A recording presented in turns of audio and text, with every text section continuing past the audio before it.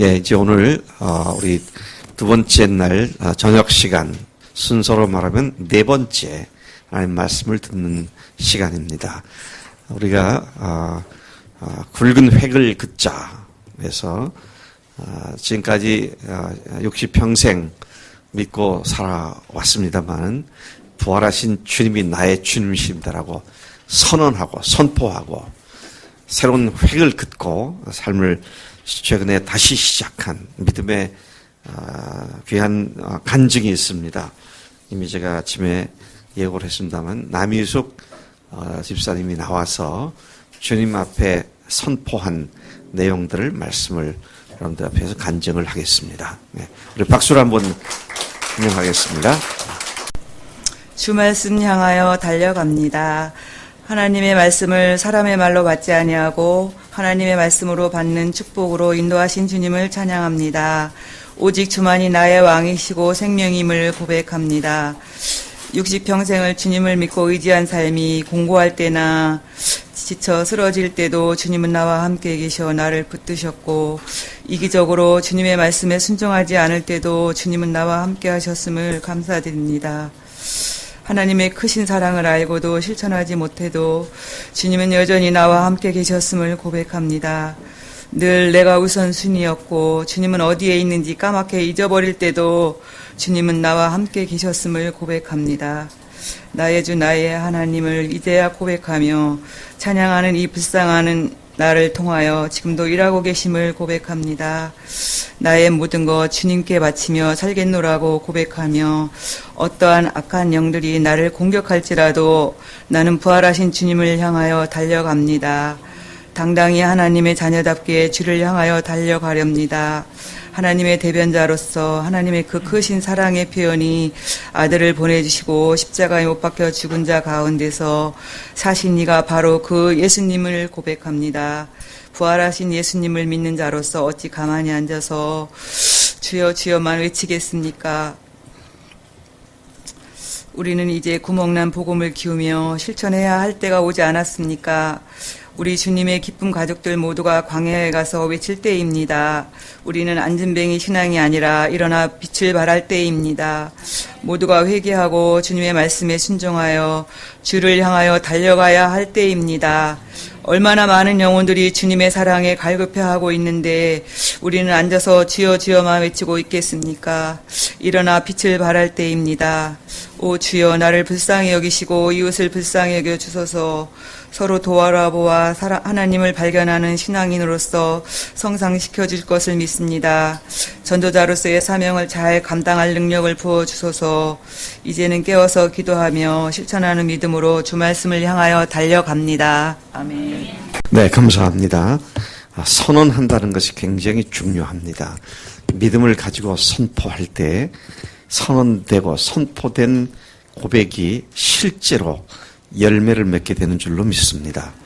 사람이 마음으로 이야기한 것을 입으로 시인하라고 하셨고, 너희가 사람들 앞에서 나를 시인하면 나도 하늘에서 아버지 앞에서 너희들 시인한다. 그래서 여러분, 우리 인간이 복합적인 존재입니다. 육체가 있고 영이 있고 혼이 있고 그런 것이 하나의 인격체를 이루고 있기 때문에 우리가 몸을 움직일 때와 움직이지 않고 말로 할 때 확실히 다르고요.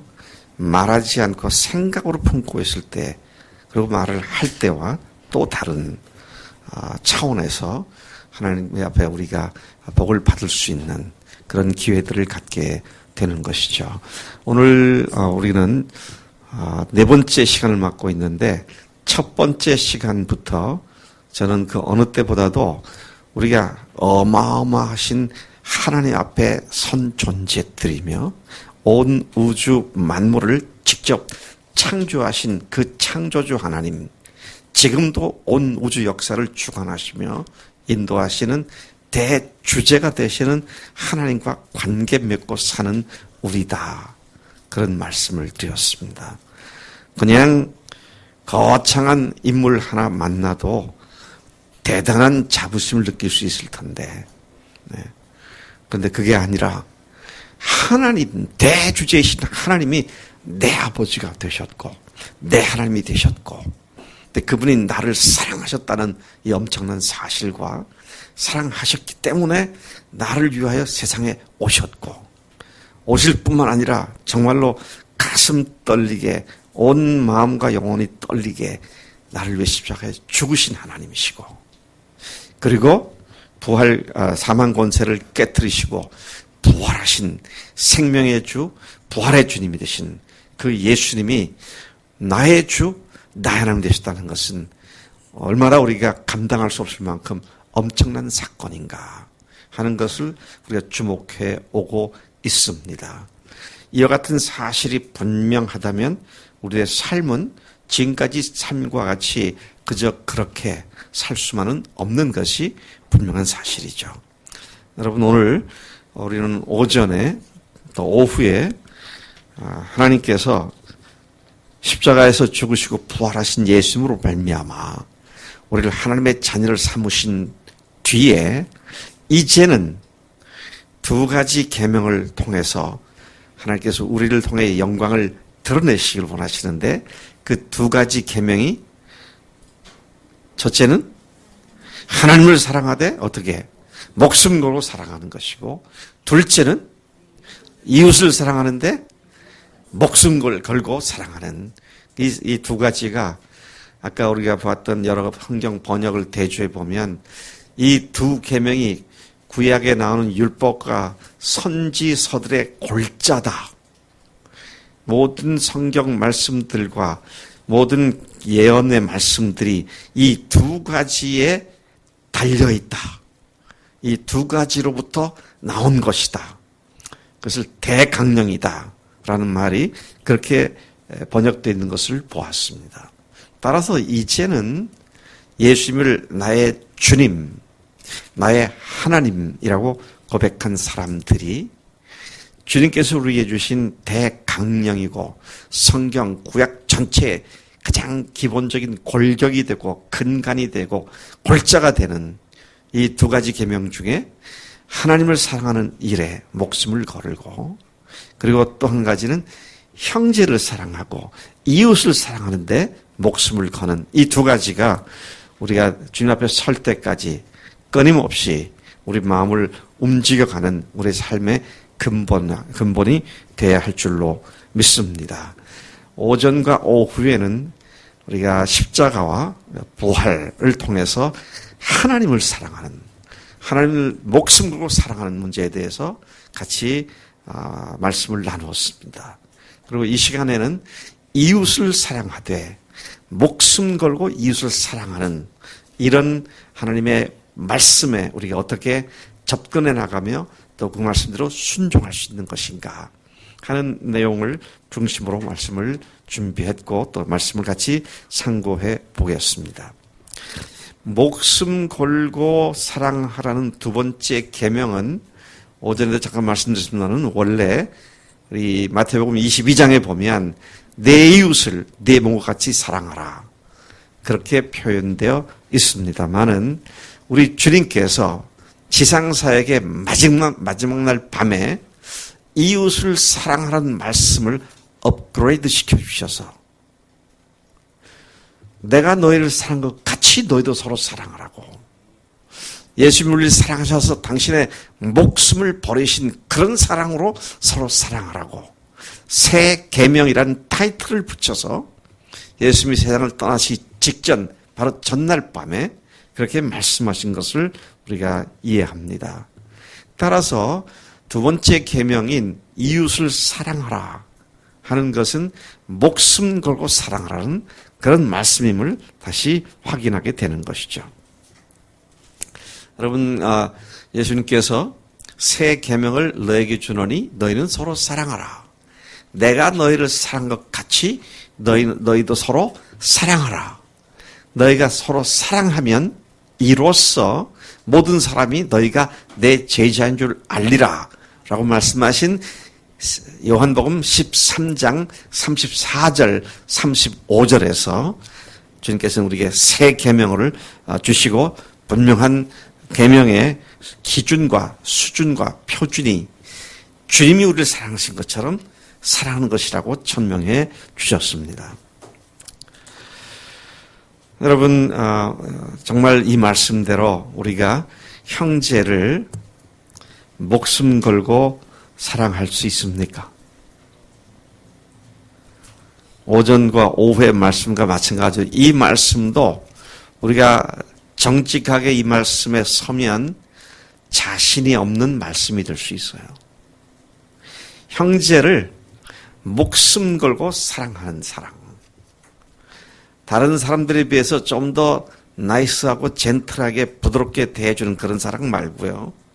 목숨 걸고 사랑하는 그런 사랑을 주님께서 우리에게 요구하고 계시고 그것을 표준으로 제시해주고 계시다라는 것입니다. 제가 종종 쓰는 말로 이 주님의 계명을 우리가 어떤 말로도 바게인할 수 없고 흥정할 수 없고 깎아내릴 수 없고 문자 그대로 주님의 말씀 앞에 순종해야 하는 것이 우리들의 마땅한 태도인 줄로 믿습니다. 여러분 그렇게 사랑하시기를 원하시죠? 예. 그러면 오늘 이 저녁에는 저와 함께 어떻게 그렇게 사랑할 수 있는가? 그렇게 형제를 사랑하는 원동력이 무엇이냐? 다이나믹스가 뭐냐? 이것을 같이 성경을 통해서 우리가 확인을 하고 그리고 이제부터는 그런 삶을 사는 것으로 쑥 발걸음을 옮기는 그런 복된 시간이 되어서 형제를 사랑하는 일에 있어서 굵은 획이 그어지는 그런 밤이 되기를 축복합니다. 여러분, 목숨 걸고 사랑한다라는 말은 형제 자매들이 내 마음속에 항상 있고 그들 때문에 내가 늘 주님 앞에 마음을 쓰고 그들을 위해서 기도하고 그들을 위해서 시간을 내주고 그들을 만나주고 그들을 위해서 밥을 사주고 그들과 함께 웃고 함께 울고 함께 다니며 그들을 섬겨주는 것이 그게 목숨 걸고 사랑하는 겁니다. 여러분 아까 우리 나 집사님이 아무것도 하지 않고 주여주여만 하지 않고 이제는 일어나서 주님의 말씀을 선포하고 그럴 때입니다. 그런 얘기를 했는데 실질적으로 그런 시간에 얼마나 내 시간들이 사용되어지고 있는가 한번 깊이 생각해 볼 필요가 있습니다. 목숨을 걸고 사랑한다라고 하는 말은 실질적으로 내가 그릇이 대신 죽어질 상황이 발생할 때 일어나겠지만 일상적인 생활 속에서 형제를 위해서 목숨을 거는 그런 것이 얼마든지 되어질 일이고 할 수 있는 일이라고 하는 사실을 우리는 주목합니다. 여러분 그게 뭐예요? 이미 제가 말씀드린 것처럼 형제를 위해서 시간을 주는 겁니다. 형제를 위해서 마음을 쓰는 겁니다. 형제를 위해서 만나주는 겁니다. 형제를 위해서 울어주는 것이고요. 형제를 위해서 함께 즐거워하는 것이고. 여러분 이것은 그리스도인이 그 교회에서 공동체에 사는 데 있어서 기본입니다. 특정한 사람만 그렇게 해도 되고 나머지는 안 그래도 된다. 그건 아닙니다. 누구나 그렇게 해야 한다는 것이죠. 여러분 그런 이야기를 생각하면 내가 그렇게 애를 쓴 형제가 그렇게 마음을 쓰고 섬기려고 애쓴 형제가 드디어 그 입이 터져가지고 예수님은 나의 주님이십니다. 예수님은 나의 하나님이십니다. 그런 이야기를 들을 때 얼마나 기쁩니까? 나를 통해서 그분이 예수님에 대한 사랑에 눈이 떠져가지고 주님께 대한 사랑의 고백을 하는 것을 듣는 그 순간이 우리에게는 얼마나 큰 보상이고 위로가 됩니까? 여러분 실질적으로 영혼들을 위해서 마음을 쏟고 시간을 쏟고 또 그들과 함께 해주고 하는 이런 것들이 없고서는 실질적으로 사랑이 구체적으로 표현되지를 않습니다. 내가 참 우리 최구나 집사님을 마음에 두고 사랑한다. 늘 관심 있지. 새벽기도 열심히 나오니까 그래서 참 좋다. 그러고는 한 번도 안 만나주면 사랑을 표현할 길도 없고 사랑이 표현되지도 않고 어쩌다가 표정 보면 나한테 화났나? 그리고 오해하고 이제 그렇게 되는 거 아니에요? 네. 여러분 실질적으로 만나주고 함께하는 그게 거창한 말로 말하자면 목숨 거는 겁니다. 형제를 위해서 그렇게 시간을 쓰는 것이죠. 형제가 믿음이 연약해져서 사탄에게 속아서 그 마음을 빼앗기고 넘어지고 쓰러질 때 안타까움으로 다가가서 그를 격려하고 위로하고 도전하며 그를 바로 세우는 일을 위해 시간과 마음과 힘을 쓰는 것이 바로 그것이 형제를 목숨 걸고 사랑하는 것이다.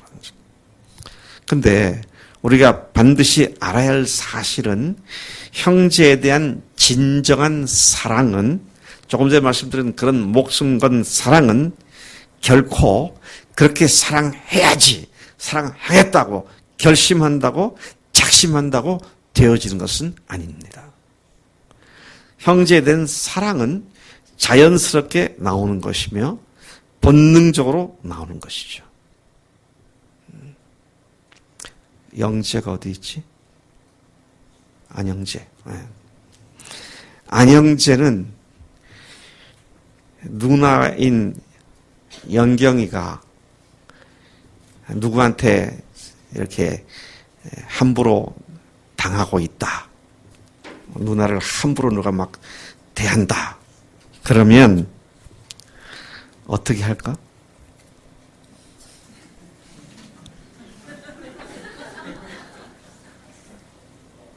어? 1번 구경만 한다. 2번 속으로 기도한다. 3번 쫓아가서 누나를 괴롭힌 사람을 혼내킨다. 4번 모르겠다. 몇 번? 몇 번 할 거야? 3번 해야지. 3번 당연하지.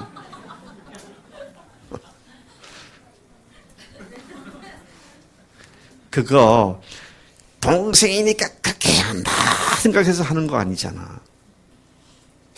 그냥 자연스럽게 나오는 거예요. 율법같이 이거 안 하면 엄마한테 혼나니까 하기 싫지만 할 수 없이 그렇게 해야 한다. 그것도 아니잖아요. 그냥 내 가족을, 내 누나를 누가 괴롭힌다.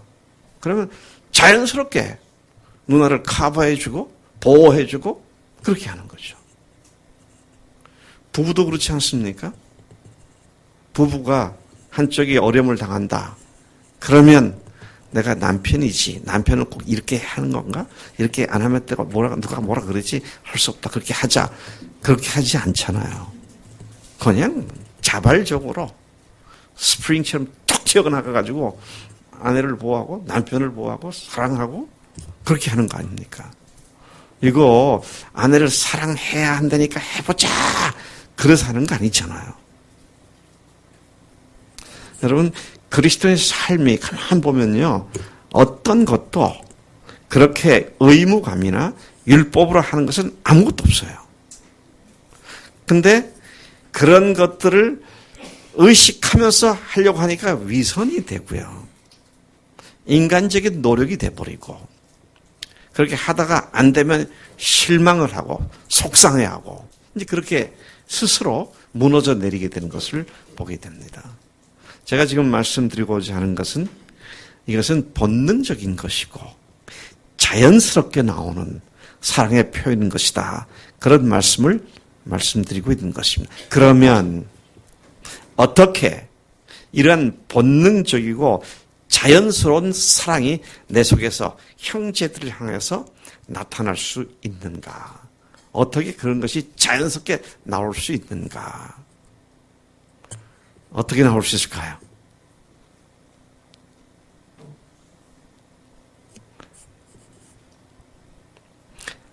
재민이가 아들이죠. 이웃집 아들 아닌가? 내 아들이잖아요. 가족 관계가 확실하면 그렇게 되는 거죠. 가족 관계가 확실치 않으면 그렇게 되지 않습니다. 그러니까 자연스럽게 그렇게 형제를 사랑할 수 있는 가장 근간은 뭐예요? 아, 내 형제구나. 내 가족이구나. 이것이 그대로 심령 속에, 마음 속에, 가슴 속에 그대로 확신되어지는 그런 관계 맺음이 또 확인됨이 있으면 저절로 되어지는 겁니다. 오늘 교회를 하나님께서 하나님의 가족이라고 말씀하십니다. 가족이기 때문에 우리는 가족으로 서로 받아들이는 것이 필요해요. 말씀 잘 됐네. 우리 이제 며칠 남았나? 오늘이 11일이죠. 네, 9월 8일이면 29회 남았나? 그렇죠? 29회. 네. 네, 후면은 훈일이 형제가 안병규 집사님 보고 아버님 그럴 거예요. 이해숙 집사님 보고 어머님 그럴 거지.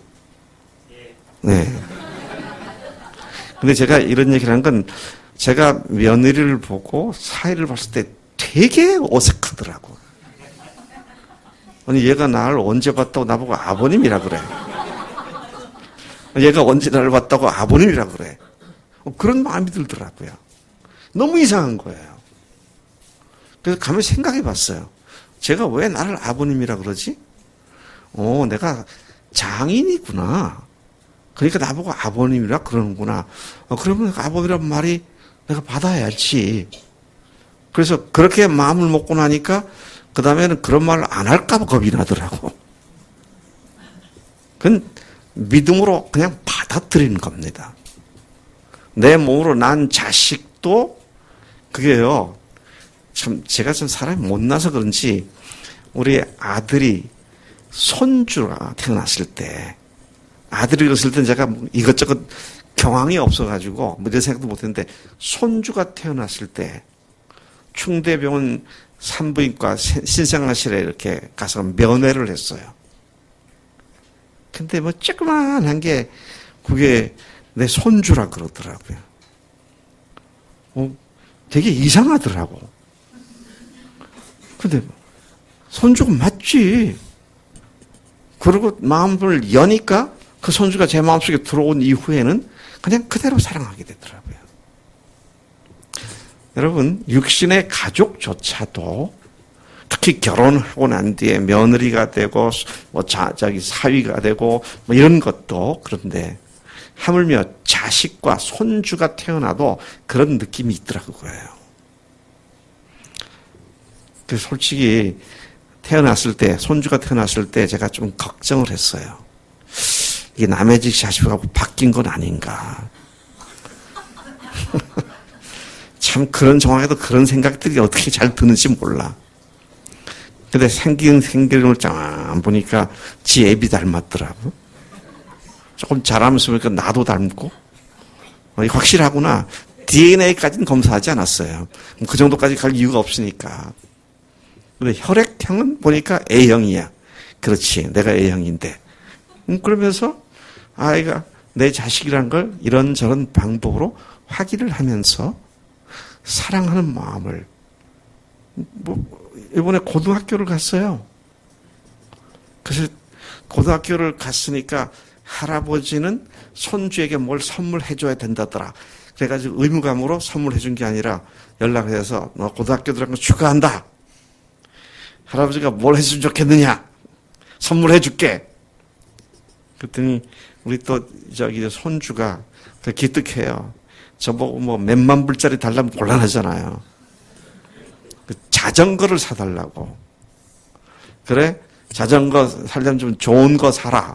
그래서 저는 한 좋은 거 하면은 한 뭐 500불이나 5, 60만 원 정도 좀 좋은 거 사겠지.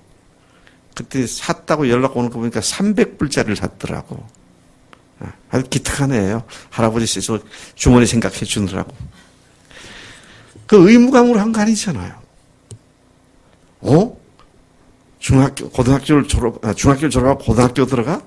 그럼 기념인데 선물해줘야지. 그냥 튀어나온 생각입니다.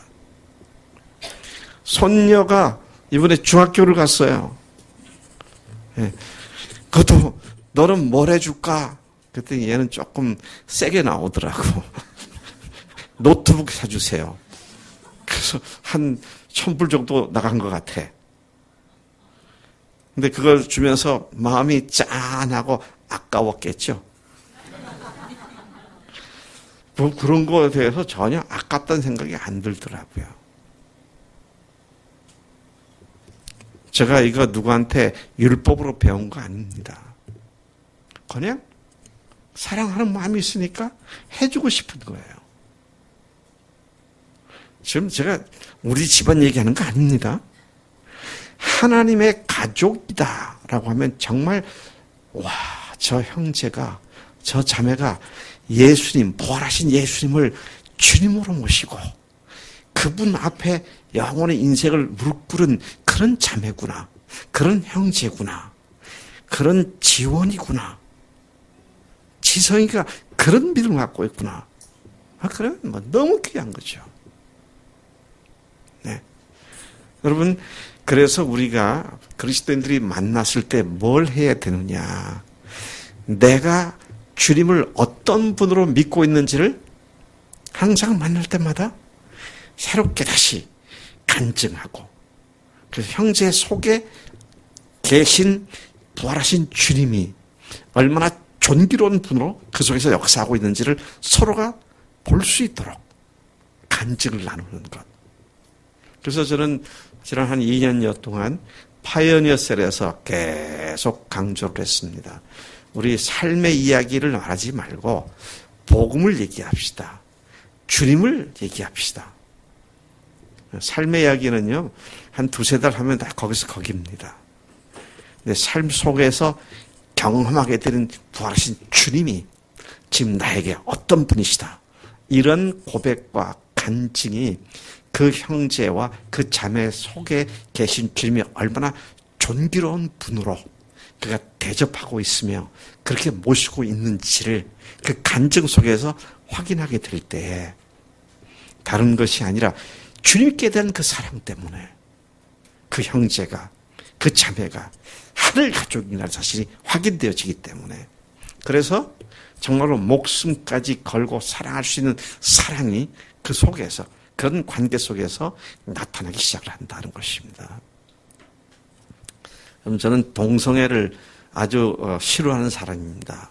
근데요, 제가 대학교 졸업하고 광주 보병학교에 가서 소위 계급장 달고 훈련 받을 때에 제가 3학년 때 전도한 친구가, 저는 보병이었고 그 친구는 기갑이었습니다. 탱크 부대였어요.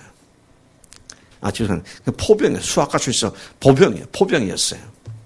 근데 그 광주에는 당시에 상무대라고 보병, 포병, 기갑 이 세 병과가 장교 훈련을 하고 있었습니다.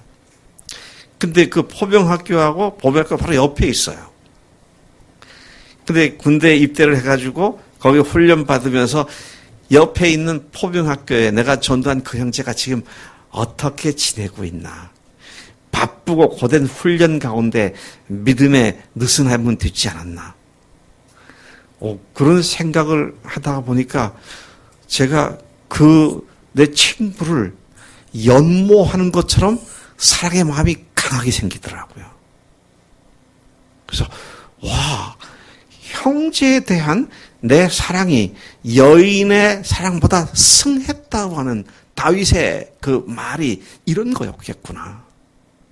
그러다가 보병, 포병, 기갑 세 부대가 한번 같이 만난 일이 있었습니다. 만나니까 제일 먼저 그 친구를 딱 찾아가고 만나자마자 그냥 서로 껴안고 그냥 너무 기뻐가지고 얼마나 고생하느냐, 힘들지 않느냐 서로 챙겨주고, 네. 그런 관계를 경험하게 되더라고요. 여러분 연모했다고 이상한 생각하지 마세요. 네. 근데 참 하나님께서 기가 막히게 군 부대 이제 신부 전방에 배치가 됐는데 그 형제가 배치된 포병 부대가 우리 연대를 또 유사시에 지원 사격을 해주는, 그래서 거기서도 한 2번 군대 생활하면서 만나고, 그리고 후에 그가 목사가 되어서 대형침례교회, 대전 대형침례교회 교육 목사가 된 것을 보게 됩니다. 여러분, 형제에 대한 사랑은 그가 아주 멋있는 사람이기 때문에, 아주 소양 있고 아주 엘리트고 젠틀하기 때문에 내가 그를 사랑한다. 그거는요, 엘리트 같지 않아 보이면 다 끝나는 겁니다. 근데 하늘 가족인 것이 확인되는 건 하늘나라까지 계속 되어지는 사랑의 관계로 맺어지는 줄로 믿습니다. 그런 측면에서 우리가 형제를 형제로 볼 수 있고 자매를 자매로 볼 수 있고 육신적인 눈으로 보지 않고 영적인 차원에서 그들이 얼마나 하나님을 사랑하는 존재며 하나님이 그를 얼마나 사랑하시는지를 확인할 수 있을 때 우리는 그런 사랑이 자연스럽게 우리 속에서 솟아난다라는 것이죠. 여러분, 이렇게 형제 속에 계신 주님에 대한 사랑, 부활하신 예수님이 나를 위해 죽으시고 부활로 믿을 수 있는 증거를 주셨음을 믿고 예수님을 주님으로 하나님으로 믿고 마음에 모신 사실을 서로 듣고 알고 확인해야 될 때 비로소 같은 믿음의 눈으로 서로를 바라볼 수 있게 되고 그렇게 서로를 하늘 가족으로 받아들이니 가능하게 된다는 것입니다. 부활의 렌즈로 뭘 바라봐야 합니까? 부활의 렌즈로 십자가를 바라본다 그랬잖아요. 그런데 이제는 부활의 렌즈로 형제를 바라보는 것이 필요합니다. 이 형제도 부활하신 주님을 주님으로 모시는 사람이구나. 이러면 말이죠. 그 형제가 조금 연약하고 부족해도 that's okay. 내가 섬겨줘야 할 부분이구나. 그렇게 되는 것이지 그것이 흠이 되고 비난거리가 되고 이런 것이 될 수가 없다라는 것이죠. 여러분, 부모가 잘못하면은요 자식이 아이고 창피하다. 당신 내 부모 아니요. 그럽니까? 그래요? 부모의 부족함과 잘못이 있다면 자식이 그걸 감싸 안아야죠. 반대로 자식이 잘못했다. 그러면 부모가 또 감싸 안지 않습니까?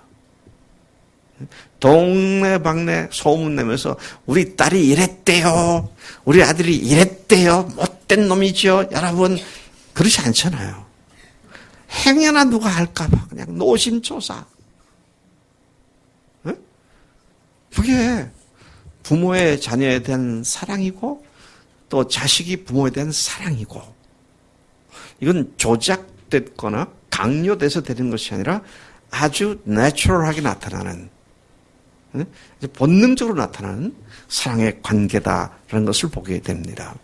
사도 요한은 이러한 하늘 가족 간의 사랑이 너무도 자연스러운 것이며 당연히 되어진 것이라는 사실을 그의 서신서를 통해서 분명히 선언했죠. 요한 1서 몇 절?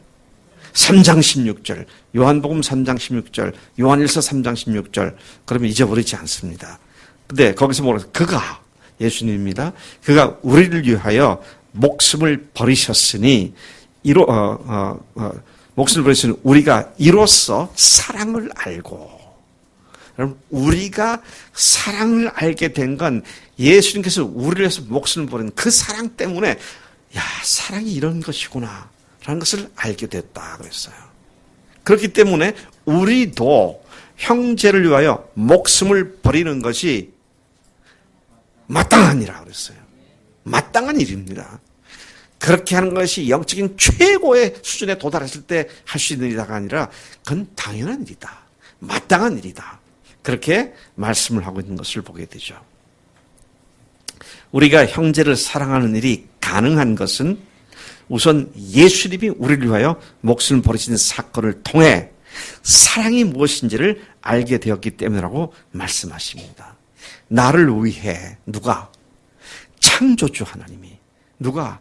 온 우주 만물을 주관하시는 대주제이신 하나님께서 어떻게 사랑하셔서 세상에 오셨고, 그 하나님이 나를 위해 십자가에서 죽으셨고, 그리고 그분이 당당하게 사망의 권세를 깨뜨리고 부활하셔서 하나님이라는 사실을 명백히 증명해 주신 이 사실로 말미암아 우리가 사랑을 알게 되었고, 그 사랑을 통하여 우리도 사랑하는 자가 되게 하신 줄로 믿습니다. 사랑을 알지 못하는 사람이 사랑을 할 수가 없는 것이죠. 이 하나님의, 이 말도 참 조금 모순될지도 모르겠습니다만, 하나님의 자기희생적인 사랑, 당신의 몸을 찢으시면서 우리를 용서하시기 위해서 죽임을 당하시는 그 자기희생적인 사랑을 안 자들은 그들 역시 같은 사랑으로 하늘 가족이 된 형제 자매들을 위해 목숨을 버리는 사랑으로 사랑하는 것이 마땅한 일이며 당연한 일이라고 말씀을 하신 것입니다. 형제 사랑, 목숨 걸고 사랑하는 사랑은 되어지는 것이지 최선을 다해 노력할 때 되어지는 것이 아니다라는 것입니다. 이러한 형제된 사랑이 과연 오늘 내 속에 살아 움직이고 있는가 하는 것입니다. 저는 이 문제에 대해서 조금 더 깊이 말씀을 좀 나누기를 생각하고 계획을 했습니다. 하늘 가족 공동체의 획이 그어지는 이 밤이 되기를 간절히 소망합니다. 하나님의 교회가 어떤 하늘 공동체인지를 알게 되면 이 교회 공동체를 위해서 하나님이 아들을 보내셨고 죽게 하셨고 부활시키시고 우리를 구원하셨는데, 그러한 사랑을 받고 영원한 생명을 얻은 자들로 구성되는 이 하늘 가족 공동체인 교회가 얼마나 존귀한 것이고 어마어마한 하나님의 심중 깊숙한 곳에 있었던 것인지를 우리가 안다면, 그런 교회를 이루고 그런 교회 안에서 사랑 관계를 이루는 것이 우리들의 마땅한 최대의 관심사가 될 줄로 믿습니다. 여러분, 그런 의미에서 저는 조금 더 신학적인, 더 성서적인 교회 배경에 대해서 여러분들에게 그 기초로서 근간을 말씀드리기를 원합니다. 여러분, 교회를 세우기 위하여 하나님께서는 모든 것을 걸으셨습니다. 아들의 목숨을 걸으셨고요, 하나님의 이름과 명예를 걸으셨고, 마귀와의 최대 일전을 치르셨고, 그리고 우리를 부르셔서 하나님의 아들로 딸로 삼아주신 이 어마어마한 사건이 교회를 세우기 위해서 이루어졌다라는 것을 보게 됩니다. 첫날 저녁에 에베소서 1장 1절부터 4절, 6절까지로 읽었는데, 거기에 창세 전부터 하나님 속에 감췄던 비밀, 창세 전부터 하나님께서 예정하시고 선택하셨다고 하는 그 말이 바로 교회를 선택했다, 교회를 예정했다, 그렇게 제가 말씀을 드렸는데, 여러분, 이 세상에 그 어떤 것이 창세 전부터 하나님께서 계획하신 것이 있었는가? 그건 교회밖에 없었어요. 가정사역을 강조하시는 분들이 종종 그렇게 주장하는 걸 듣습니다. 가정이 가장 중요하다. 가정이 올바로 회복되어지면 그런 가정들이 모여서 건강한 회복된 교회가 된다. 그렇게 말하는 걸 듣습니다. no. 아닙니다. 아니에요. 교회가 건강해지고 바로 세워지면 그 교회 안에 있는 각 가정들이 교회와 주님과의 관계를 보고 가족 관계를, 부부 관계를 건강하게 세워나갈 수 있게 되는 것입니다. 이게 가정의 모델이 교회입니다. 여러분, 죄송합니다만은 여러분들 혹시 불경스럽게 들을까봐 제가 죄송하다는 말을 먼저 했는데요. 하나님께서 가정을 만드실 때는 하나님께서 부부를 만드실 때는, 부부 공동체, 가족 공동체를 만드실 때는 약간, 이 말이 틀린 표현일 수도 있는데요. 창조하신 것에 대해서 약간 후회하는 듯한 말씀을 하십니다. 별로 다 좋다고 말씀하는데 별로 좋지 않게 여기셔서 좋지 않은 것을 보완시키기 위하여 가정을 만드신 것으로 그렇게 성경은 표현하고 있습니다. 하나님께서 모든 만물을 만드셨을 때에 하나님 보시기에 좋았더라. 하나님 보시기에 좋았더라. 하나님 보시기에 심히 좋았더라. 그렇게 말씀했는데 유독 한 가지만 보시기에 좋지 않았더라 그랬습니다. 그게 뭐예요? 아담이 독처하는 거, 혼자 사는 것을 보시고 좋지 않았더라. 그래서 내가 돕는 배필을 만들어야겠다. 아담을 만든 뒤에 아담이 독처하는 것을 보시고는 보완 작업을 하셨습니다.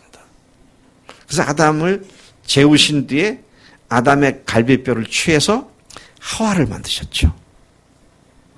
그리고 그 하와를 아담에게로 이끌어 주셔서 둘이 부부 공동체가 되고 가정이 탄생할 수 있도록 인도하신 것을 봅니다.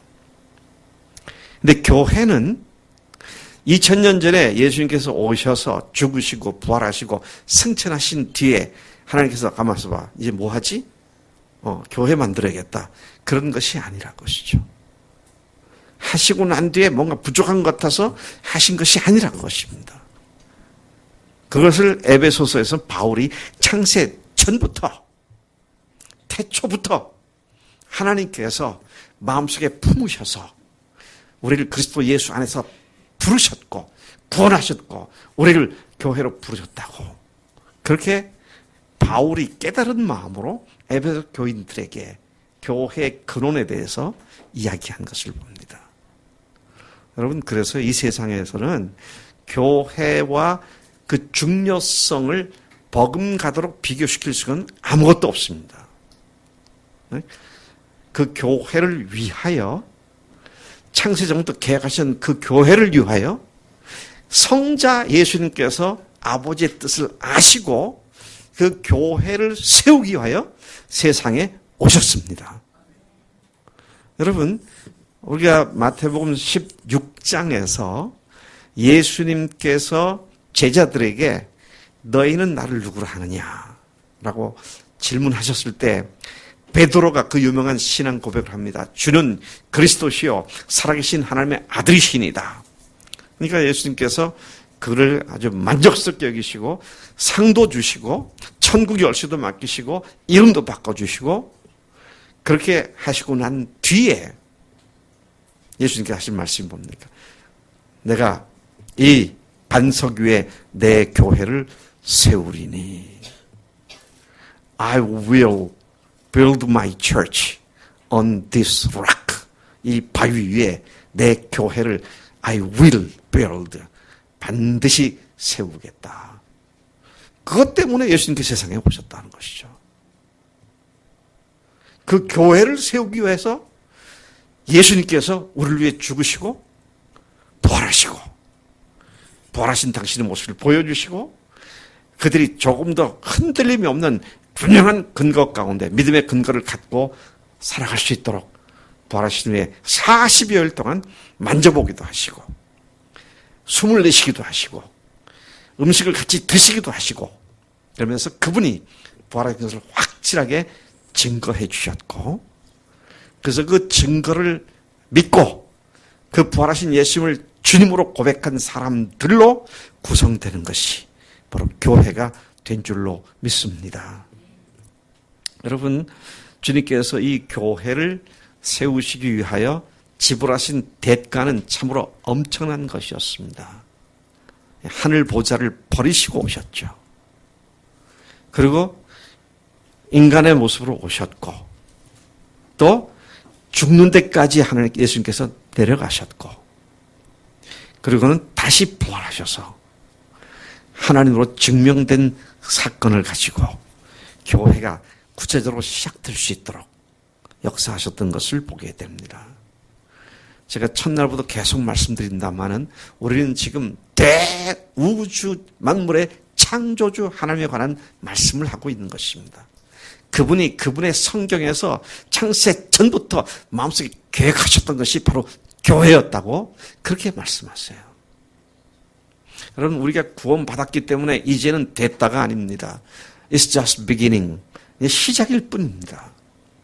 이제 하나님께서 친히 교회 안에 거하시는 놀랍고 건강한 교회를 이루어서 교회를 보고 세상이 아버지를 믿게 되는 그런 건강한 교회를 세우시기 위해서 저와 여러분들을 이곳에 부르신 줄로 믿습니다. 교회는 내가 신앙생활에 좀 도움을 받는, 나에게 도움을 주는 유익한 장소가 아닙니다.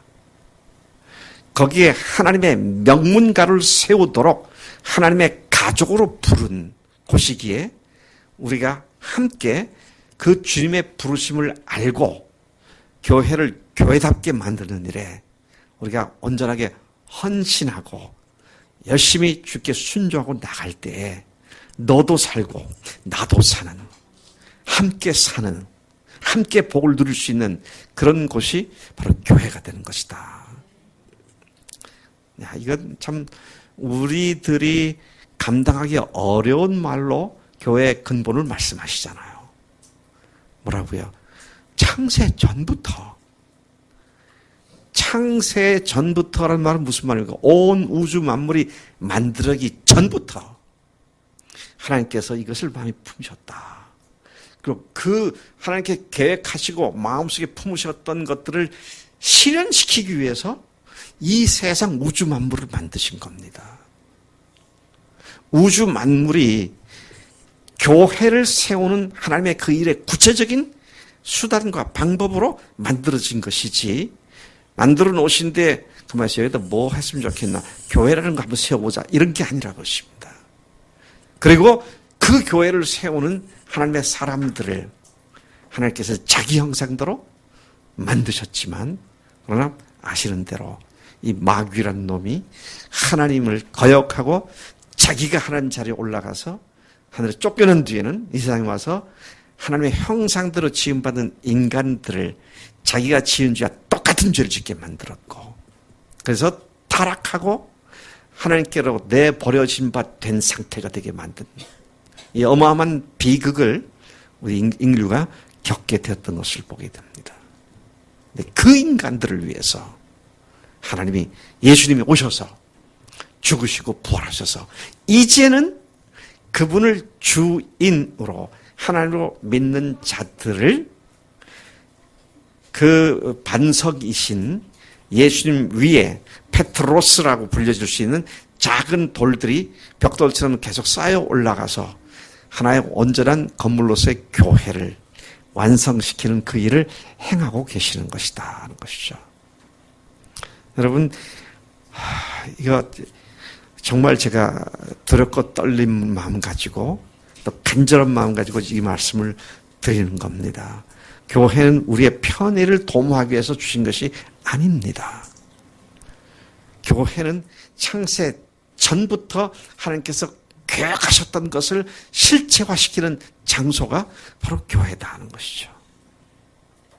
그리고 그 교회를 이루는 사람들을 하늘 가족이라고 말씀하시죠.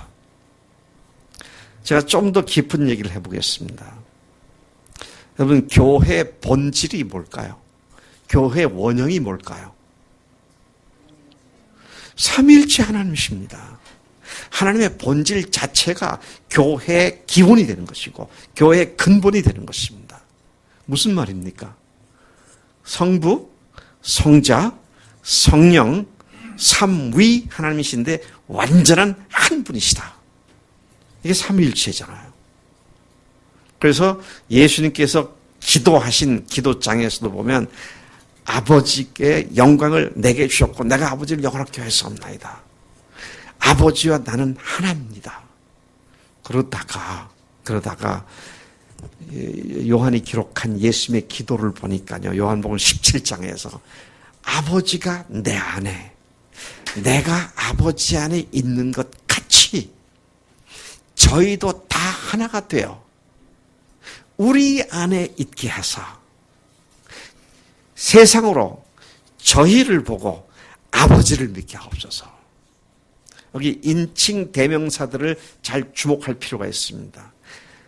내가 아버지 안에, 아버지가 내 안에 있는 것 같이, 그 삼위일체 하나님의 하나됨을 얘기하는 겁니까? 저희도 다 하나가 되어, 그래서 저희는 누구죠? 교회입니다. 다 하나가 되어 우리 안에 있게 하사. 여기서 1인칭 복수 대명사, 인칭 대명사, 우리는 누굽니까? 삼위일체 하나님입니다.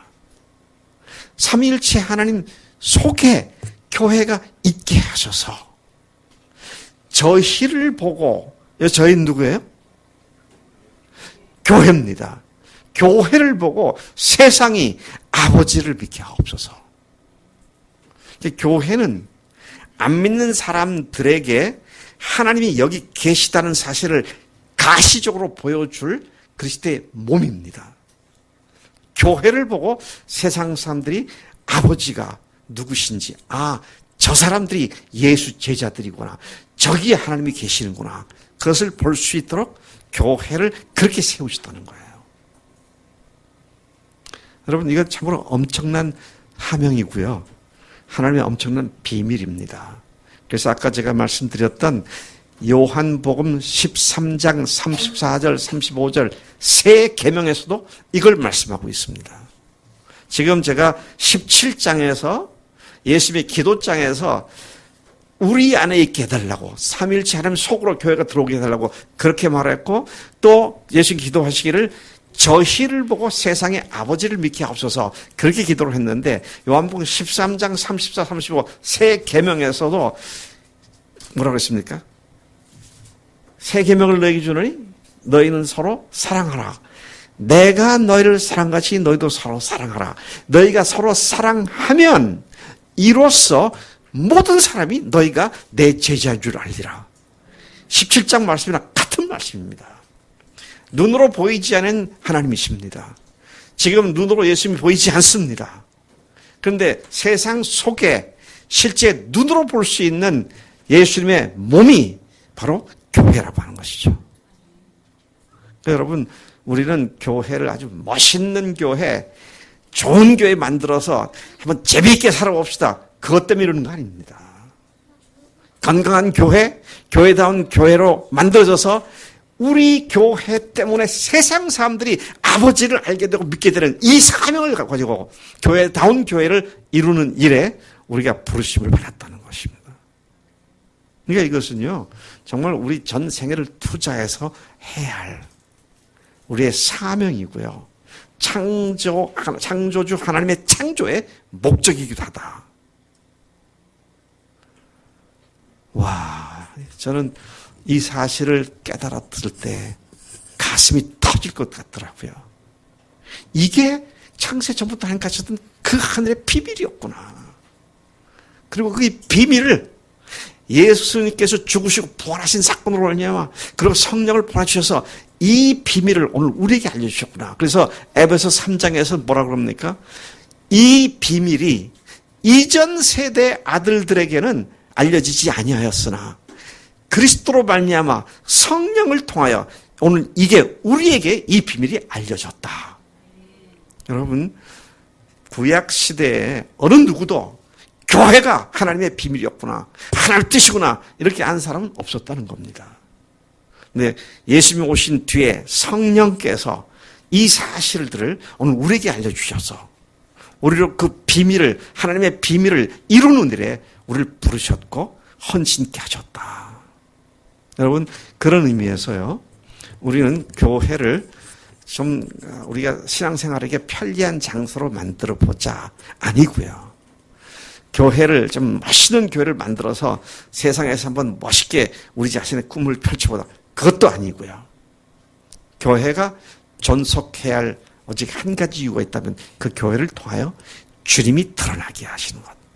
그래서 저는 이것을 일컬어서 교회 영광이라는 말로 요약을 했습니다. 영광이라는 말은 하나님의 임재를 얘기하는 것인데 교회는 하나님이 계신 임재를 드러내는 장소이기 때문에 그래서 여러분 이 교회를 위해서 목숨을 버린 사람들이 역사 속에 수많은 순교의 자리에 이르렀던 그 중에 한 사람이 바로 사도 바울입니다. 바울이 고린도 교회에게 편지할 때 뭐라고 그랬어요? 내가 얼마나 얻어맞고 죽을 지경에 들어 돌에 맞고 태장을 40에 하나 가만 매 39대를 갖다 5번이나 맞고 3번 태장에 맞고 강도의 위험, 바다의 위험, 강의 위험, 사막의 위험, 광야의 위험, 동족의 위험, 이방인의 위험 이런 것들을 다 견뎠다. 그런데 그거는 다 고사하고라도 여전히 내 마음을 짓누르고 있는 것은 여러 교회들을 향한 나의 근심이다. 나의 걱정이다. 교회들이 바로 세워지기를 원하는 그의 마음이 여전히 자기를 누르고 있다고 하는. 여러분, 우리 교회는 이 사명을, 이 소명을 갖고 세워진 교회입니다. 여러분, 어쩌면요, 우리 교회에 다니신 분은 좀 불행할지도 모르겠어요. 왜? 다른 교회는 그렇게까지 안 하고도 뭐 폼나게 교회 생활을 하는데 박 목사는 왜 우리를 이렇게 들들 볶냐? 예. 그렇게 살 수 있는 사람이 어디 있다고? 그럴 수 있어요. 제가 그런 교회가 이거고 목회가 이거다 이렇게 소개했다가요. 목사들 중에서 어떤 사람은 저를 갖다가 그렇게 얘기해요. 박 목사님 만나가지고 내 신세 조졌다고 말이죠. 왜요? 농어촌교회 한 150명 정도 모이는 교회가 그 목사님이 복음을 다시 얘기하니까 목사님 나가달라고 그래가지고 말이 그렇지 실제는 쫓겨나가지고 그래서 생개척을 해가지고 중학생들 한 4-5명 데리고 해가지고 이제 한 40-50명 된 교회가 있어요. 여러분들 아시는 교회잖아요. 문의에 있는 청원교회가 그거 아닙니까? 와, 근데 그분은 참 다행히도 나보고 나 만나가지고 신세 조졌다 그 말을 안 하더라고요. 근데 가볼 때마다 그 교회가 얼마나 아름다운지, 얼마나 앙증맞은지, 이렇게 사랑하는 공동체가 되었구나. 아이고, 오늘도 애들만 데리고, 오늘도 그 물놀이를 갔다 오더라고요. 지난주에 수양이 다 끝났어요. 8월 15일 날은 운주계곡으로 온 교회가 봄에 예약한 곳으로 가서 하루 종일 또 거기서 물놀이를 한다 그러더라고요. 잘 놀아요. 잘 먹어요. 근데 뭐 얼마나 사랑하는지 참 귀한 교회인가 싶습니다. 근데 그걸 보니까 주변 사람들이 그 교회를 저런 교회 예수 믿는 거라면 우리도 믿어야지. 그런 생각을 하고 바라보다가 나오게 되고. 그래서 지금은 한 40-50명 정도까지 늘어나가지고. 근데 뭐 숫자가 중요한 게 아니라 뭐 그 목사님이 얼마나 행복해 하는지, 얼마나 기뻐하는지 말이죠. 그 교인들도 마찬가지고. 그래서 제가 남대전 선교회에서 얘기를 했습니다만은 이미 우리도 그 일이 발생했을 때 제가 우리 교회에서 얘기했습니다만은 그 형제들이 20년 각곡 끝에 만든 그 모든 것들이 창고에 불이 나가지고 기계가 다 타버리고 그렇게 한 2억 원어치 손해가 났을 때 그 교회 교인들이 뭐 다 거기서 거기에요. 경제 생활이 빤한 사람들입니다. 근데 그 사람들이 자기들이 은행 대출을 받아가지고 빚을 내가지고 그 형제 가정이 다시 일어날 수 있도록 그리고 또 그 중고지만은 기계도 사게 해가지고 한 1억 한 2천만 원 제가 기억하고 있는데 2억 2천만 원을 모아서 그 가정을 다시 세워주고 그게 또 동네 사람들한테 소문이 나가지고 그 소문난이 좋더라고요. 왜 좋으냐? 그 일이 있고 난 뒤에 제가 그 목사를 좀 격려하기 위해서 그 한우집에 가가지고 고기를 좀 사주려고 갔더니 돈을 이제 나올 때 돈을 지불하려 그러니까 우리가 식사하는데 거기 어떤 농사 짓는 사람하고 그 목사님하고 인사하더라고요. 그래서 갔고 그다음에 나오면서 돈을 지불하려고 했더니 아까 그 사람이 돈을 내고 갔다는 거예요. 그 왜 그러냐 그러니까 교회가 그 농사 짓는 사람들도 이게 서로 이 동지 의식이 있더라고. 그래서 교회가 우리 농사 짓는 아무개를 이렇게 도와줬는데 고마워서 내가 바꿨으면 내가 내겠다고. 그 교회 목사님이 낸 것도 내가 산 밥값을 엉뚱한 사람이 내고 나갔어요. 그래서 교회가 아름답게 소문나니까 내가 이렇게 덕을 받구나. 그 생각이 들더라. 야, 참, 볼 때마다 참 귀하고 아름답다. 여러분, 우리가 그 교회 가서, 작년, 재작년까지는 봄에 가서 또 일도 도와주고 그렇게 했지 않습니까? 근데 요즘은 우리가 안 갔죠. 왜 안 간 줄 아세요?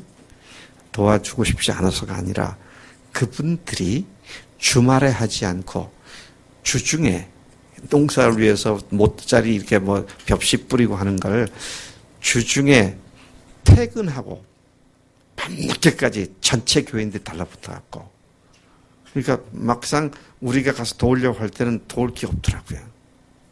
참 보기 드문 농촌에 있는 조그만 교회지만 참 아름다운 복음의 빛을 발하고 있는 교회다라는 것을 보게 됩니다. 하나님이 성부, 성자, 성령, 삼위 하나님이 한 하나님으로서 이 세 위에, 삼 위에 서로의 하나됨의 그 완벽한 하나됨이 얼마나 아름답고 얼마나 귀한 것이었는지 하나님께서 교회를 세워가지고 교회를 그 하나님의 삼일체 속으로 초청하신 것이 교회의 영원한 운명이 되는 것이다. 하는 것이죠. 와, 우리가 언젠가는 삼위일체 하나님 속으로 쑥 들어가서 하나님과 함께 영원히 하나님과 하나가 된 완벽한 교제 속에 우리가 들어가게 될 줄로 믿습니다. 여러분들 지금 어마어마한 신학 강의를 듣고 있는 겁니다.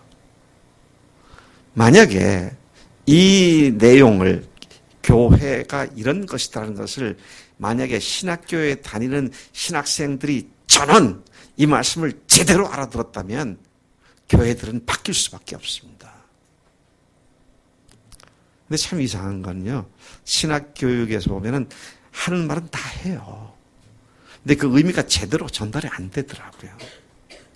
그건 너무 이상한 겁니다. 부활? 신학교에서 가르칠까요? 안 가르칠까요? 가르쳐요. 근데 그 의미가 제대로 전달이 안 돼요. 이 마귀란 놈이 얼마나 혼미케 한 놈인지 말은 다 하는데 의미가 실려지지 않습니다. 이게 신학교만입니까? 오늘 우리도 마찬가지입니다. 교회에서 얼마나 엄청난 하나님의 말씀을 우리가 쭉 들어왔습니까? 근데 의미가 제대로 실리지를 않아요. 그래서 맨날 듣지만 그게 허황된 얘기 정도로 받아들이지밖에 않습니다. 근데 우리가 아무리 눈을 비비고 다시 확인해 봐도 성경은 명백하게 그것이 교회라고 말씀하셨고 그것을 위해서 아들 예수님을 보내셨고 우리를 죽게 하시고 부활하셨고 그리고 다시 오실 때 영원히 실질적으로 영적으로 아니라 영과 육이 완전히 하나가 된 그런 하늘 가족 공동체로 삼일체 속에 들어가 계신다고 주님께서 그렇게 말씀하신 것을 보죠. 따라서 교회는 그 어떤 것보다도 뛰어난 탁월성을 갖고 최고성을 갖습니다. supremacy 그러죠 영어로. supreme 그런 논리인데 supremacy 최고성을 얘기하는 것이죠. 그것이 왜 최고입니까? 하나님 자신의 임재가 나타나는 장소이기 때문입니다. 그래서 여러분 우리 교회가 앞으로 정말 되어질 소망하고 또 주님 앞에 목표하는 바는 우리가 교회로서 움직이거나 교회에 각 셀들이 생겨져서 셀들이 함께 교제하거나 움직일 때 거기에 주님이 계신 것이 안 믿는 사람 눈에도 드러나는 그런 교회가 될 때 참 교회다운 교회가 실현됐다고 말할 수 있게 된다는 것이죠. 여러분, 하나님의 임재가 나타나면 하나님이 계시다는 것이 분명하게 증거되기 때문에 하나님을 부인할 길이 없어집니다. 예를 들면 하나님께서 실제로 당신 자신이 여기 계시다는 것을 눈에 보이도록 나타나신 장소가 구약의 성막이었습니다. 여러분, 성막에 하나님이 계신 모습이 어떻게 눈으로 보였습니까? 구름 기둥으로, 불 기둥으로. 그러니까 그것은요, 이스라엘 백성들만 본 것이 아니라 이방 민족도 다 본 겁니다. 텐트가 있죠? 앞에 성소가 있고 뒤에 지성소가 있었습니다. 휘장으로 둘을 나눠놨죠? 근데 지성소 윗 상공으로 낮에는 구름 기둥이 치솟았고 밤에는 불 기둥이 치솟았고, 그래서 이방인들이 저기 산 뒤에서, 산 위에서 정탐 왔다가 이렇게 내려다보면, 아니 저게 뭐야? 저기 구름이 있는 게 뭐야? 또 밤에 살금살금 와서 쫙 내려다봤을 때 시뻘건 불기둥이 치솟고 있는 것을 보면서, 와, 여기는 이들이 믿는 신이신 여호와가 함께 계시는구나. 그걸 아말렉이 봤고요. 이방인들이 본 그런 가시적으로 하나님의 임재가 있는 것을 볼 수가 있었다는 것이죠. 자, 그래 놓으니까 이스라엘 백성들이 광야 생활을 하고 솔로몬의 성전이 완성되기 전까지 이 성막을 얼마나 귀한 것으로 여겼어요. 왜? 하나님이 계시는 곳이니까. 근데 성전을 만든 뒤에 솔로몬이 석조 건물로 성전을 만드신 후에, 그러니까 전에는 포터볼이었습니다. 이동식이었잖아요. 근데 이제는 포터볼이 아니고 이제 고정식 성전이 지어졌습니다. 성전이 다 지어져서 낙성식을 할 때 어떤 일이 있었습니까? 성전 가득히 여호와의 빽빽한 구름이 임했고 하늘의 불이 거기서 임했기 때문에 제사장들이 능히 서서 제사를 드릴 수 없었다고 말합니다. 그들이 그렇게 보았기 때문에 그 후 예수님 시대까지 성전이 초토하게 될 때까지, 완전히 로마 제국에서 완전히 돌 위에 돌 하나 남지 않고 무너질 때까지 그들은 언제나 성전이 있는 예루살렘을 향해서 항상 돌아왔고, 지금도 유대인들은 시오니즘에 입각해서 그 성전이 있었던 자리에 하나님의 성전을 세우겠다는 그 비전과 꿈을 가지고 계속 움직이고 있지 않습니까? 안타깝게도 지금 그 성전 자리는 무슬림들의 그걸 뭐라 그러죠? 네? 네, 황금돔인데 무슬림들이 모여서 예배하는 장소를 뭐라 그러죠? 갑자기 생각나요. 모스크. 네, 황금돔으로 덮여 있는 모스크가 있는 겁니다. 거기 지금 이스라엘 백성들이 가서 뭐 예배하고 하지 못해. 밖에 그 통곡의 벽에 가서 거기다가 키스하면서 예배를 하지, 그 안에 들어가서는 예배를 못해요. 근데 언젠가 그곳에 하나님의 이름으로 일컬어질 성전을 짓게 될 것이라고 하는 그런 성경의 예언과 함께 현재 이스라엘 사람들이 그것을 해서 계속 진행하고 있는 것을 보게 되는데요. 그 이유가 뭡니까? 이 장소에, 이 건물에 하나님이 계시다고 믿기 때문입니다. 근데 제가 예언을 할까요? 그들이 성전을 지어 놓는다 하더라도 거기에 여호와의 불이 임하지 않습니다. 왜? 성전은 바로 예수님 자신이기 때문입니다. 그래서 그분께서 이제 우리로 하여금 당신이 거하시는 장소로서 교회를 세우셨고, 우리가 저들과 거처를 같이 하겠다고 그렇게 말씀하셨습니다. 그래서 여러분, 믿는 우리 스스로가 주일에 또는 교회에 왔을 때마다 형제 자매들을 만날 때마다 거기서 주님을 또 만나게 되고, 주님의 아름다운 모습이 형제들의 삶 속에서 그대로 드러나게 되고, 그래서 할 수만 있으면 더 자주 만나고 더 교제하고 싶고, 그런 교회가 건강한 교회가 되는 줄로 믿습니다. 예. 그런 결과로 어떻게 됐습니까? 예루살렘 교회를 다시 예를 들어본다면 그들이 모일 때마다 마음을 같이하여 떡을 떼고 기도하고 교제하기를 전혀 힘쓴 결과로 하나님과 백성들에게 칭송을 받았고, 주께서 날마다 구원받는 사람들을 더하셨다, 그렇게 말씀하셨어요. 그리고 사도행전 2장 마지막 절에 있는 말씀이 그걸 말씀하시죠. 제가 주님 앞에서 우리 주님의 기쁜 교회가 되어질 앞으로의 모습 가운데 하나가, 여러분들의 삶에 교제하고 간증하는 모습 때문에 주변 사람들이, 야, 당신 교회는 예수님이 살아 계시네, 우리도 그 예수님을 만나고 싶다. 그래서 날마다 구원받는 삶을 더해 주시는 그런 일들이 일어나는 그런 교회로 우리를 세워주실 줄로 믿습니다. 여러분, 우리는 우리가 만든 이상과 이념을 실현시키기 위해서 교회를 반드시 좋게 세웁시다, 그런 말을 하는 것이 아니고요. 하나님께서 이 일을 위해서 우리를 부르셨고, 여호와의 열심히 그 일을 이루실 줄 믿고 오늘 우리가 이렇게 계속 앞으로 달려가는 것이 되는 것이죠. 아까 말씀드린 것처럼 교회의 본질은 삼위일체 하나님 자신이십니다. 하나님은 결코 혼자 사는 것을 기뻐하지 않으시는 분이세요. 그런데 마귀란 놈은 철저히 이 공동체를 파괴하는 주특기를 갖고 있는 놈입니다. 교회를 어떻게든지 흩뜨리려고 그러고요, 어떻게든지 교회를 헐어버리려고 그러고. 그래서 여러분, 우리가 다른 건 모르겠습니다만은 하나님의 교회를 세우는 일에 흐트러뜨리는 일을 한다면 그건 명백히 마귀의 종노릇하는 것이죠.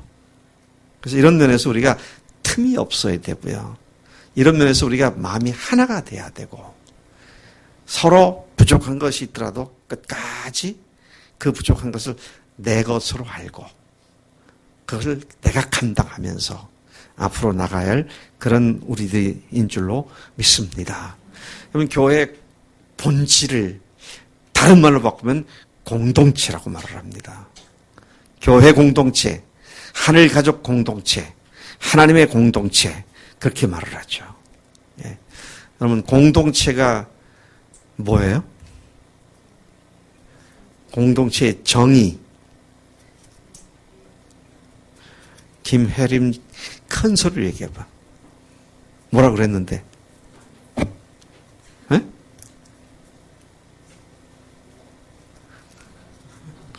목소리 큰 김혜림이도 목이 기어 들어갈 때가 있네.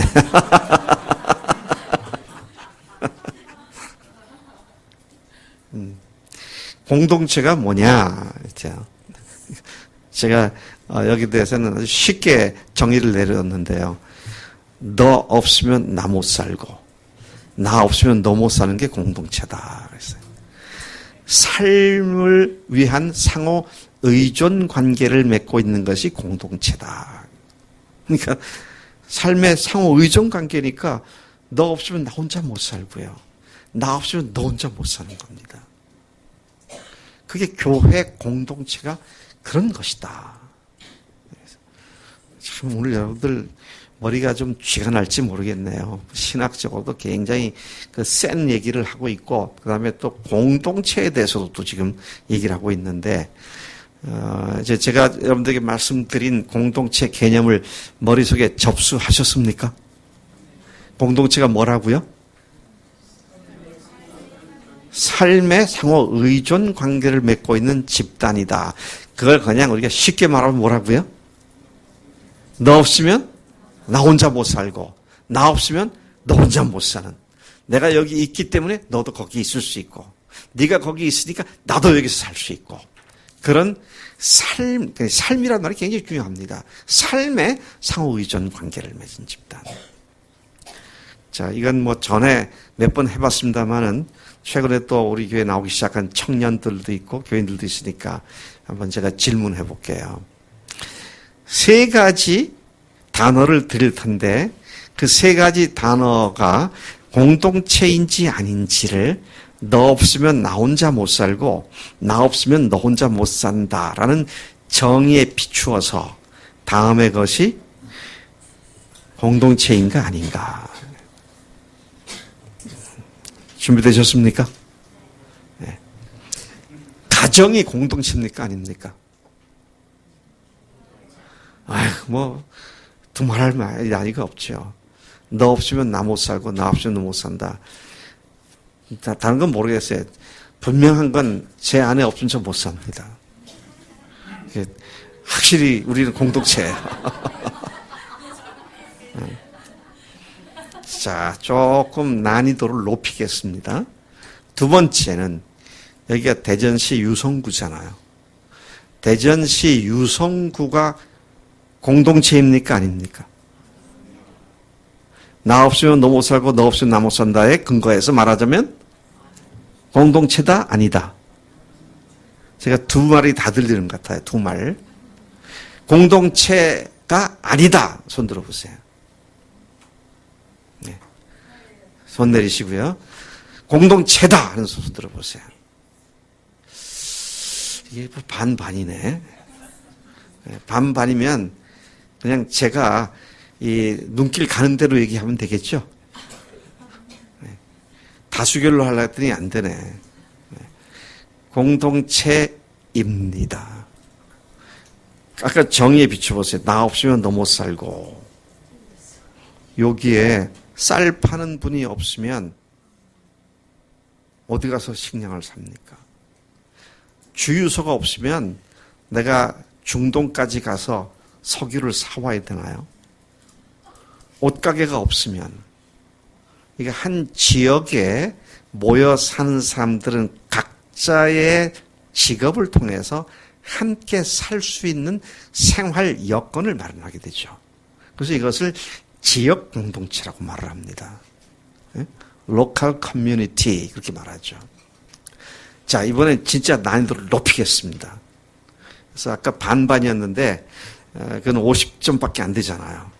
이거 맞히시면 앞에 거 다 면제를 해드리고 우리 교회 회원들의 실력을 제가 높이 평가하겠습니다. 근데 이것을 말할 때는 10초간 생각하신 뒤에 대답하셔야 돼요. 이게 공동체인가 아닌가. 나 없으면 너 혼자 못 살고 너 없으면 나 혼자 못 산다. 이게 그런 건가. 그래서 제가 딱 그 단어를 얘기할 때 즉각적으로 공동체입니다. 아닙니다. 그러면 그건 다 오답 처리합니다. 그리고 제가 속으로 10가지 셀 거예요. 그런데 10가지 센 뒤에 여러분들로 하여금 대답을 하게 할 겁니다. 준비되셨어요? 성빈이 준비됐어? 오케이? 10초 생각하셔야 합니다. 교회가 공동체입니까? 아닙니까? 하나, 둘, 넷, 넷.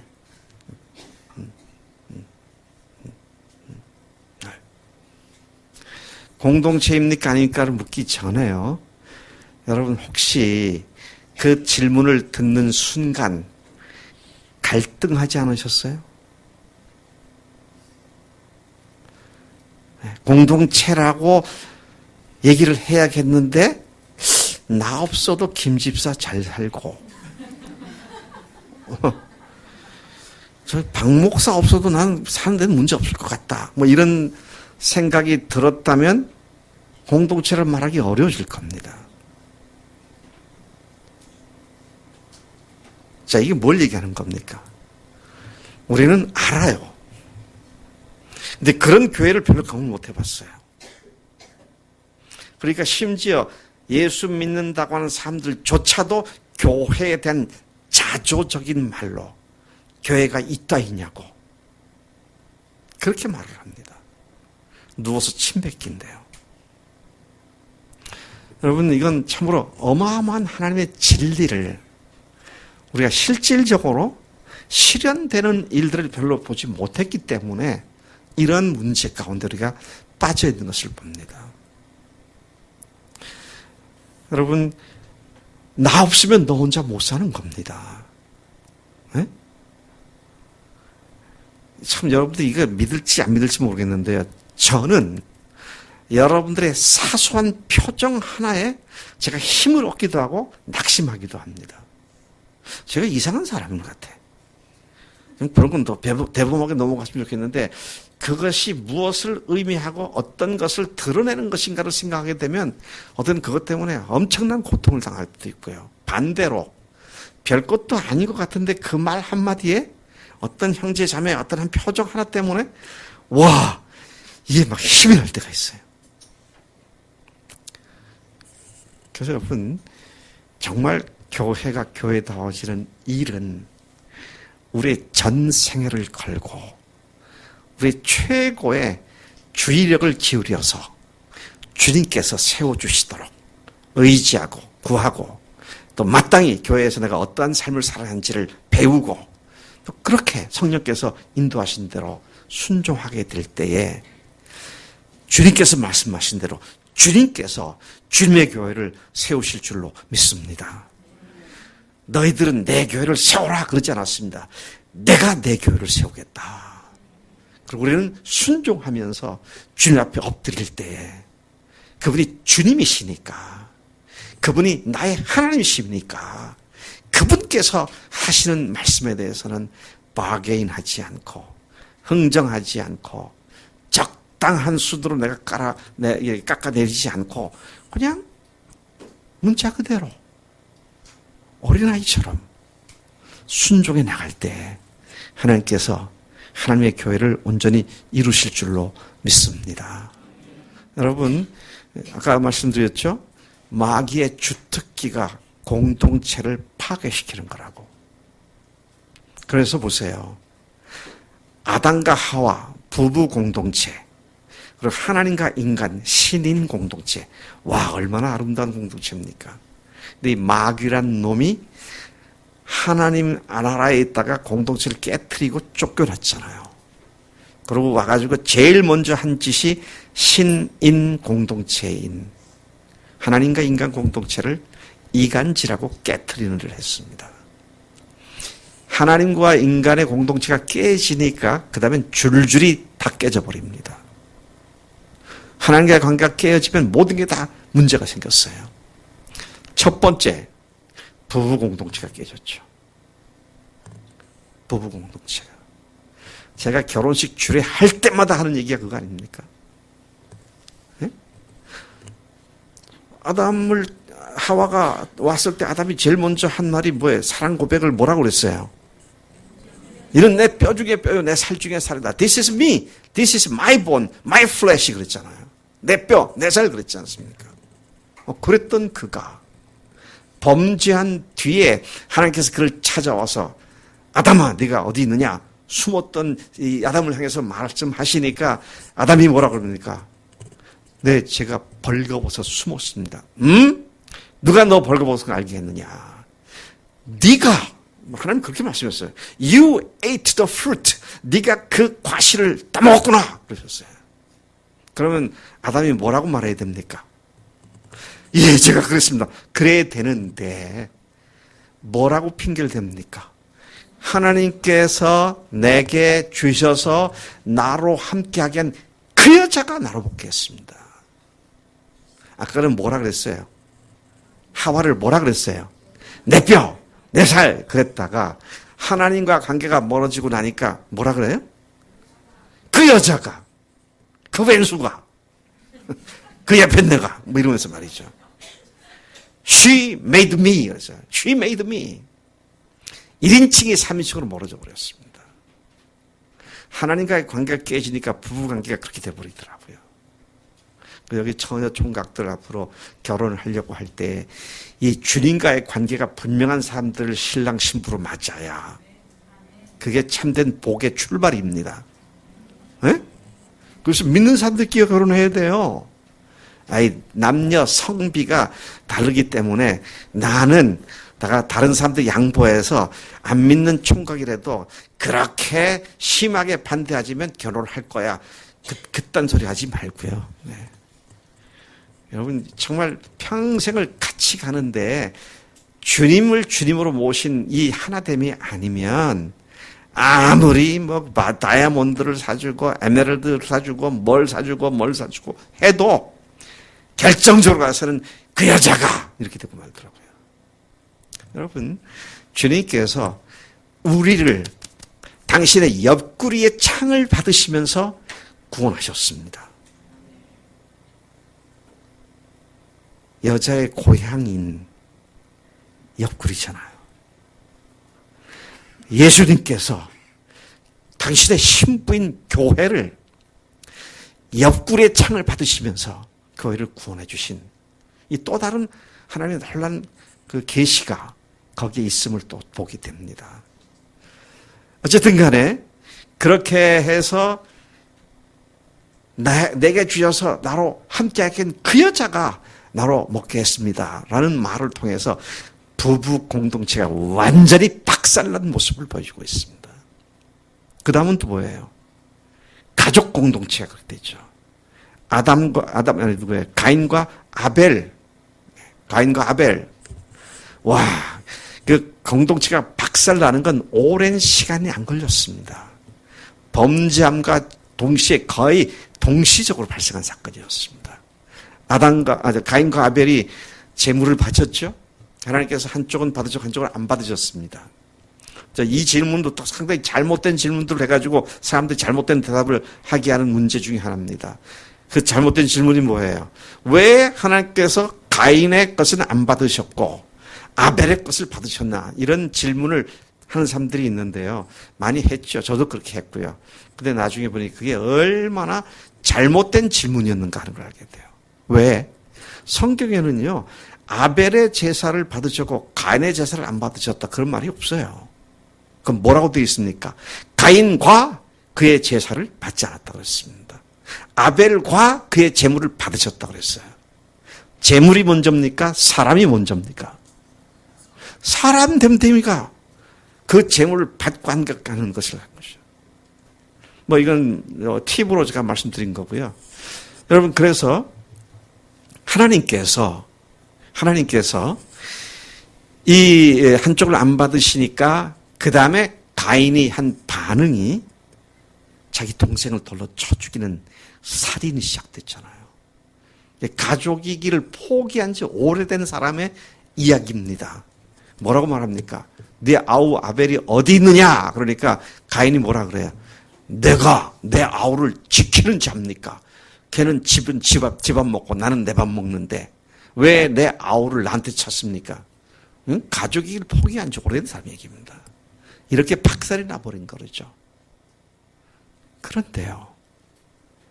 예수님께서 오셔서 하나님과 원수 되었던 우리를 죽으시고 부활하셔서 하나님과 다시 화목하게 해주시고 이제는 그 하나님을 나의 주, 나의 하나님을 모시고 하나님과 원수됐다는 상태를 화목하게 해주심으로 말미암아 그렇게 화목하게 된 남편과 그렇게 화목하게 된 부인이 아내가 주님 때문에 정말로 생명같이 여기는 사랑관계로 들어가게 되고 하나님께서 그렇게 공동체를 다시 회복시켜 주시고 그리고 전혀 새로운 종류의 공동체인 교회를 세상에 주셔서 이 교회 속에서 같은 같은 주님을 모신 사람들이 하늘 가족으로 서로 사랑하고 목숨을 주는 사랑이 통용되어지는 그러한 교회로 하나님께서 부르신 줄로 믿습니다. 저는 이 말이 지금 오늘 저녁에는 제가 신학적이거나 성서적인 개념에 대한 깊은 것들을 얘기했는데 내일 오전에 형제를 위하여 목숨을 버리는 사랑을 하는 하나님의 가족 공동체로서 구체적으로 우리가 어떤 삶을 사는 것인가, 내일은 실제적인 문제를 좀 더 깊이 다루게 되겠습니다. 오늘 하나님께서 우리가 상대하는 하나님은 우리가 감히 언감생신 쳐다볼 수 없는 어마어마한 위대하신 하나님이신데 그분이 우리를 사랑하셨다 그랬고요. 사랑하셔서 아들 예수님이 세상에 오셨다 그랬고 그분이 오셔서 우리들이 받아야 할 죄값을 대신 십자가에서 치르셨고 그리고 그것이 확실한 사실을 부활로 증명하셔서 그 부활하신 예수님이 나의 하나님, 나의 주님이시다라고 고백하며 회개하고 나의 주님으로 모신 자들의 인생을 완전하게 다른 차원으로 변화시키는 확실한 굵은 획을 그어주신 줄로 믿습니다. 그리고 이제 오늘 저녁, 내일 아침 교회 공동체가 결국은 창세 전부터 하나님께서 가셨던 계획이었는데 그 계획 중에 주님의 기쁜 교회를 세우시고 그 계획을 실제로 이루도록 우리에게 소명을 주셨고 그리고 이제는 우리가 이 교회 안에서 같은 예수님의 피로 구속을 받은 그리고 같은 부활로 하나님의 자녀가 됨을 확증받은 우리가 정말 하늘 가족으로 서로 받아들이고 또 가족임을 항상 간증을 통해서 확인하면서 하늘 가족으로 아름답게 성장해가는 그런 교회로 우리를 부르신 줄로 믿습니다. 이 수야계가 여러분들이 교회를 하늘 가족 공동체로 알고 믿고 받아들이고 헌신하는 일에 있어서 확실한 굵은 획이 그어지는 수야계가 될 줄로 믿습니다. 사랑하신 아버지 하나님 감사합니다. 하나님께서 우리를 사랑하셨다네요. 하나님께서 세상에 오셨다니요. 우리를 위해 십자가에서 죽으셨다니요. 하나님, 그러나 부활하셔서 그분이 하나님으로서 그렇게 하셨다는 사실을 확증해 주셨으니 감사합니다. 사랑하는 우리 주님, 우리 믿음의 식구들이 이 믿음에 날이 갈수록 더욱더 분명한 간증이 있게 하시고 더 확실한 믿음의 토대 위에 서게 하실 뿐만 아니라 이제 나를 그렇게 부르신 하나님의 은혜가 옆에 있는 다른 형제 자매에게 동일하게 베풀어지는 사실을 알게 하시고 형제를 형제로 자매를 자매로 하늘 가족으로 받아들이고 그렇게 여기고 그렇게 사랑하는 하나님의 귀한 영적 가족 공동체의 본질이 이루어지도록 주님께서 그 놀라우신 거룩한 일을 이미 우리 가운데 시작하신 것을 감사합니다. 그 일을 기필코 이루실 줄로 믿습니다. 바다를 건너가자, 저편으로 건너가자 라고 하신 주님께서 배에서 태평양에 주무실 때에 하나님 풍랑이 났지만 주님은 여전히 주무셨습니다. 하나님께서 우리 교회를 세우시고 우리로 하여금 저쪽으로 가자라고 하셨기에 주님께서 기필코 우리 교회를 그쪽으로 가도록 그 놀라운 역사를 일으키는 교회가 될 수 있도록 우리를 인도하실 줄로 믿습니다. 하나님 이 일에 우리가 큰 기쁨과 감사와 감격으로 동참하게 하셨사오니 하나님 이 믿음이 날이 갈수록 더 분명해지고 더 뚜렷해지고 더 민감해져서 우리가 의식을 하는 가운데 주님께 늘 감사할 수 있도록 역사하실 줄로 믿습니다. 남은 2시간이 있습니다. 내일 오전과 오후 하나님 이 2시간 동안 하나님께서 이번 수양회 때 우리를 위하여 그어놓으신 획이 우리 각자의 것이 될 수 있도록 역사하실 줄로 믿습니다. 감사합니다. 모든 말씀을 예수님의 이름으로 기도로 싸움나이다. 아멘. 아멘.